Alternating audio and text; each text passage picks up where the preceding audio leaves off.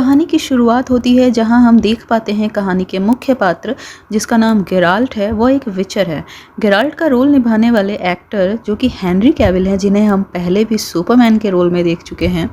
यहाँ गेराल्ट एक insect monster से फाइट कर रहा है जो कि किकीमोरा नामक प्रजाति का है। शॉर्ट में अगर मैं आप लोगों को बताऊं तो इस कहानी का जो बैकग्राउंड है वो 1200 वर्ष पुराना है, जब इस धरती पर मनुष्य के अलावा दैत्य, मॉन्स्टर, एल्फ और भी कई अलग तरह के जीव जो हैं वो बसा करते थे। और जो विचर है उनका काम होता था हर मॉन्स्टर्स को मारना, इंसानों की रक्षा करना मॉन्स्टर से, और इसके बदले उन्हें कुछ सिक्के जो हैं वो मनुष्य से मिल जाते हैं।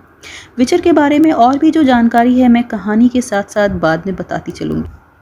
अगले सीन में हम देख पाते हैं कि मॉन्स्टर को मारने के बाद विचर ब्लावी केन नामक एक शहर पहुंचता है, इस उम्मीद में कि किकीमोरा को मारने के लिए शहर का जो मुखिया है उसे कुछ इनाम दे देगा, कुछ सिक्के दे देगा। वह पास ही के एक बार में पहुंचता है जहां लोगों का बर्ताव गेराल्ट के लिए बहुत ज़्यादा बुरा होता है। लोग उसे वहां से चले जाने के लिए कहते हैं, उसे गालियाँ देते हैं, परंतु उसी बार में एक लड़की मौजूद होती है जिसका नाम होता है रेनफ्री। वो बीच बचाव करती हुई लोगों को शांत करती है और गेराल्ट से बहुत अच्छे से बात करती है। वो उसे बियर ऑफर करती है और साथ ही ब्लावी केन आने का कारण पूछती है। तभी अचानक वहाँ एक छोटी बच्ची आती है जो कि उसी मुखिया की बेटी थी जिसे गेराल्ट ढूंढ रहा था। वो गेराल्ट को बताती है कि तुम्हें पिताजी से कोई सिक्के नहीं मिलने वाले हैं, परंतु तुम्हें हमारे विजार्ड एरियन से मिलना चाहिए। वो तुमसे किकीमोरा की लाश ले लेंगे क्योंकि वो प्रयोग के लिए मॉन्स्टर्स के लाश का सौदा करते हैं। यह सुनकर विचर तैयार हो जाता है उनसे मिलने के लिए। इस सीन में हम क्लियरली देख पाते हैं कि विचर मनुष्य की रक्षा के लिए दानवों को मारता है, परंतु वही मनुष्य शुक्रगुजार होने की जगह विचर से नफरत करते हैं। इसका कारण यह है कि विचर के अंदर किसी भी तरह की मानवीय भावनाएं नहीं होती है, परंतु हम जैसे जैसे गेराल्ट को करीब से जानेंगे हमें पता चलेगा कि यह बात बिल्कुल गलत है। विचर में भी इंसानी भावनाएं हैं। अगले सीन में बच्ची गेराल्ट को विजार्ड के घर पहुंचा देती है, जहां दरवाजे को देखकर ही गेराल्ट समझ जाता है कि यहाँ कोई जादुई पोर्टल है और वो उसके अंदर चला जाता है। अंदर का माहौल बाहर के माहौल से बिल्कुल ही अलग था। गेराल्ट का वेलकम वहाँ स्टेगोबोर करता है जो बताता है कि विजार्ड एरियन को गुजरे 200 वर्ष हो चुके हैं और इस किले में वो एरियन के सम्मान में इतने दिनों से रह रहा है, परंतु गेराल्ट को समझते टाइम नहीं लगता कि स्टेगोबोर यहाँ छिपा हुआ है, एरियन के नाम से रह रहा है। गेराल्ट को बुलाने के लिए उसने एक छोटी बच्ची का सहारा लिया। स्टेगोबोर समझ जाता है कि विचर बहुत चालाक है, उससे झूठ नहीं बोला जा सकता है। वो गेराल्ट से एक मनुष्य जाति का मॉन्स्टर मरवाना चाहता है जिसका नाम रेनफ्री है। यह नाम सुनकर गेराल्ट चौंक जाता है क्योंकि यह वही लड़की है जो उसे बार में मिली थी। स्टेगोबोर बताता है रेनफ्री काले सूर्य के समय, जिसे आप सूर्य ग्रहण समझ सकते हैं, उस समय पैदा हुई थी और इस समय पैदा होने वाले जो इंसान होते हैं वो मनुष्य नहीं होते हैं, वो दानव है। वो शौक से लोगों की हत्या करती है। रेनफ्री को मारना पाप नहीं होगा बल्कि लेसर एविल होगा, परंतु गेराल्ट स्टेगोबोर के इस प्रस्ताव को ठुकरा देता है। इसके बाद सीन शिफ्ट होता है सिंत्रा राज्य में, जहां राज दरबार में जश्न का माहौल है और यहाँ हमारी मुलाकात होती है शो के दूसरे अहम किरदार सीरी से, जो सिंत्रा राज्य की महारानी क्वीन कलांथे की नातिन है। यहाँ एक अहम बात मैं बता दूं कि विचर की कहानी 3 टाइमलाइन में चल रही। सीरी की कहानी 12 साल आगे की कहानी है जो कि आपको सेकेंड एपिसोड तक क्लियर हो जाएगा, इसलिए अभी आपको कंफ्यूज होने की कोई ज़रूरत नहीं। तो अब बात करते हैं सिंत्रा की, जहां जश्न के दौरान क्वीन कलांथे को पता चलता है कि निल्फगार्ड का हमला सिंत्रा पर हो सकता है, परंतु वह निश्चिंत है। उसका मानना है कि निल्फगार्ड का हमला सिंत्रा पर नहीं होगा। वह उत्तर की दिशा में जाएंगे परंतु सिंत्रा पर हमला नहीं होगा, परंतु क्वीन कलांथे की बात गलत साबित होती है। निल्फगार्ड का हमला सिंत्रा पर होने वाला है। सारी तैयारियां हो जाती हैं, युद्ध का समय आ जाता है, परंतु युद्ध के दौरान कलांथे को समझ आता है कि निल्फगार्ड की सेना बहुत विशाल है और ये उन लोगों के सामने टिक नहीं पाएंगे, उनकी हार पक्की है। किंग ईस्ट युद्ध के दौरान मारे जाते हैं। रानी कलांथे भी युद्ध में घायल होती है। उनके लोग बड़े मुश्किल से कलांथे को महल तक पहुंचा पाते हैं। निल्फगार्ड की सेना अब किले के अंदर प्रवेश कर जाती है।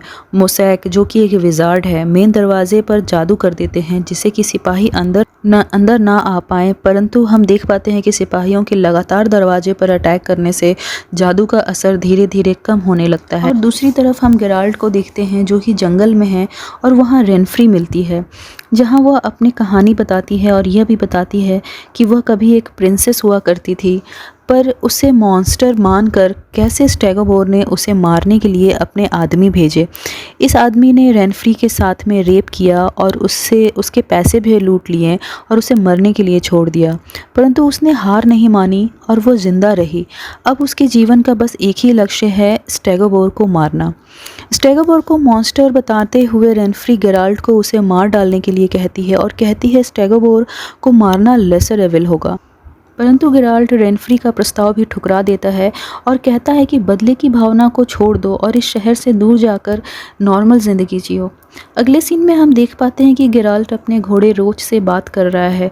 वह रोच को अपने पहले मॉन्स्टर किलिंग की स्टोरी सुना रहा है, जहां उसने एक लड़की का उसी के पिता के सामने रेप होने से रक्षा की थी और उस रेपिस्ट मॉन्स्टर को मार डाला था। परंतु मॉन्स्टर को मारने के बाद जब विचर लड़की के सामने गया तो विचर को देखकर लड़की ने वॉमिट कर दी और बेहोश हो गई।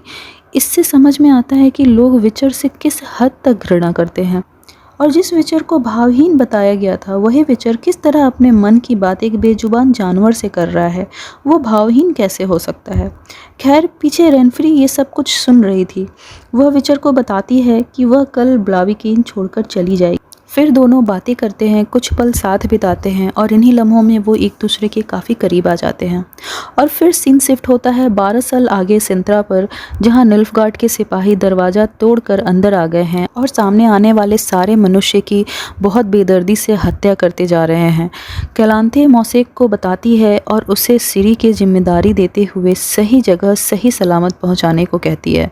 सिरी से आखिरी बार बात करते हुए कैलांथे उसे समझाती है कि उस पर ही दुनिया का भविष्य टिका हुआ है, तुम्हें यहाँ से जल्द निकलना पड़ेगा। परंतु सिरी अपनी नानी को ऐसी हालत में छोड़कर कहीं नहीं जाना चाहती और वो गुस्से से चीखती है, जिससे कि आसपास की चीज़ें कांपने लगती है। और इस पॉइंट पर एज अ व्यूअर हम समझ पाते हैं कि सिरी में कुछ अद्भुत शक्तियाँ हैं। कैलांथे सिरी को कहती है कि तुम कैसे भी गेराल्ट ऑफ रिविया को ढूंढो, उसके पास पहुंचो, वही तुम्हारा डेस्टिनी है, वही तुम्हारा नियति है। और फिर मोसेक सिरी को लेकर महल से निकल जा। और दूसरी तरफ हम देख पाते हैं कि सिंत्रा का एक सिपाही रानी के आदेश पर किले में जिंदा बचे लोगों को जहर की शीशियां बांट रहा है ताकि लोग आत्महत्या कर लें, लेकिन निल्फगार्ड के हाथ ना लगे। इसके पीछे कारण ये है कि निल्फगार्ड अपने दुश्मन को बहुत टॉर्चर करता है, उनकी आंतें निकाल देता है, गला काट देता है, उनकी ज़बान काट देता है।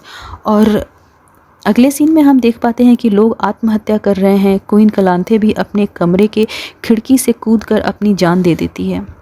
मोसेक और एक सिपाही सिरी को सुरक्षित लेकर किले से बाहर निकलते हैं। सिपाही सिरी को घोड़े पर बैठाकर वहां से निकलता है, परंतु कुछ ही दूर पर निल्फगार्ड का एक ब्लैक नाइट उस सिपाही को मार डालता है और सिरी को पकड़ लेता है, उसे घोड़े पर लाद कर वहाँ से जाने लगता है। और इस पॉइंट पर एज अ व्यूअर हमें लगता है कि शायद यह पूरा युद्ध सिरी के लिए ही था। ब्लैक नाइट सिरी को लिए राज्य से बाहर निकल जाता है।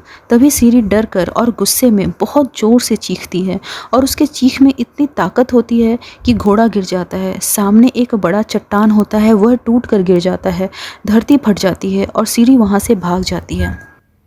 अगले सीन में हम विचर को देखते हैं जो जंगल में था। उसकी नींद से आंख खुलती है। वह रेनफ्री को ना पाकर वह उसे ढूंढते हुए बाजार पहुंच जाता है। बाजार में उसे रेनफ्री मिलती है। उसने उसी छोटी लड़की के गर्दन पर चाकू रखा होता है। वह कहती है स्टेगोबोर को बुलाओ वरना मैं यहाँ सभी को मार डालूंगी। फिर विचर और रेनफ्री के बीच एक लड़ाई होती है। विचर बस बचाव में लड़ रहा था, वह रेनफ्री को नहीं मारना चाहता था।